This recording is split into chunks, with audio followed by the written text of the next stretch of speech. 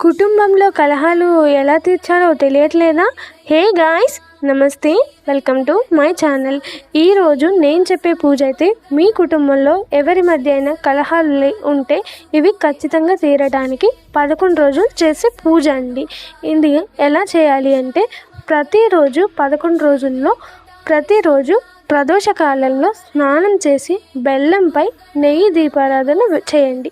చేసిన తరువాత 108 సార్లు ఓం లక్ష్మీ నారాయణాయ నమః అని జపించండి. జపించి అంతా పూజ చేసిన తరువాత మనసులో స్వామివారిని, స్వామి మా ఇద్దరి మధ్య సఖ్యత కావాలి, మా కుటుంబంలో సఖ్యత కావాలి అని వేడుకోండి. ఇలా 11 రోజులు కంటిన్యూస్గా ప్రదోష సమయంలో చేస్తే ఆ స్వామివారు మిమ్మల్ని కరుణిస్తారు. నాకైతే ఖచ్చితంగా జరిగింది కాబట్టి చెప్తున్నాం. సో వీడియో నచ్చితే లైక్ చేయండి, ఫాలో చేయండి అండ్ సబ్స్క్రైబ్ చేసుకోండి.